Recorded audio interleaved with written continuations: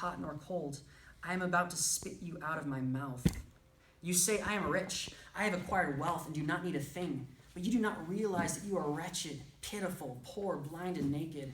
I counsel you to buy from me gold refined in the fire, so you can become rich, and white clothes to wear, so you can cover your shameful nakedness, and salve to put on your eyes so you can see.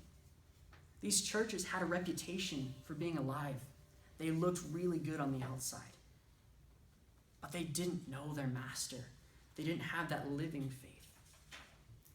When I was 13, I first really started to notice the difference between having a living faith and faith that's just dead, that's just following rules. Growing up, I saw Christianity as a checklist.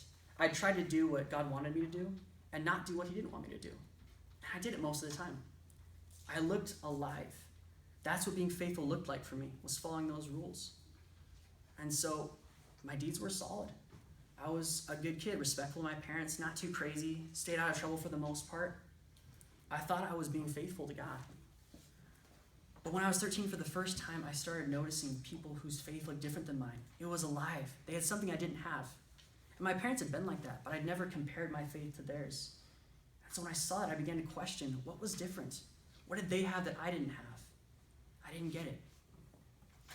It wasn't until I was willing to face God, to be brutally honest with him, to open those lines of communication, that I actually found myself willing to listen. Willing to listen to what my master had to say to get to know him. And it was then that I realized that my faith wasn't about a checklist. It was about knowing the master. Faithfulness is so important. It really is. The Bible is full of calls to be faithful to him and descriptions of what that looks like. 2 Timothy has some great checklists. But knowing your master is so much more important. Jesus' challenges to Sardis and Laodicea break my heart. But what breaks my heart even more in Revelation is his challenge to the church in Ephesus. It starts off really well. He says, I know your deeds, your hard work, and your perseverance. I know that you cannot tolerate wicked men, that you have tested those who claim to be apostles but are not, and have found them false. You have persevered and have endured hardships for my name and have not grown weary. That's all great stuff. I wish Jesus would talk about me like he talked about this church in Ephesus. But in the next verse, there's one little word. Breaks my heart. Yet, I hold this against you. You have forsaken your first love. Jesus had so many good things to say about the church in Ephesus. They were doing all the right things. Their deeds looked amazing. I wish all of us were doing those things and looked like that church. But they were missing out on one thing. They didn't know their master anymore. They'd lost sight of who their master was. See, the point of Jesus' parable, the point of his warnings to the churches, the point of everything he has to say about the end times is this. Faithfulness is so important as a servant of God. But you have to know your master first. That's what's most important. See, when you get to the heart of all those plagues and bowls and four-headed leopards in Revelation, the real point is that God is just. He will judge the world and he will judge us according to what we have done. But beneath that in the parable, we hear the anguished cry of the master. You don't really know me.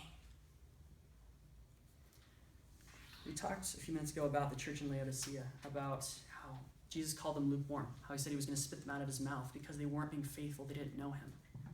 At the end of that warning is a verse that most of us are familiar with. It says, here I am. I stand at the door and knock.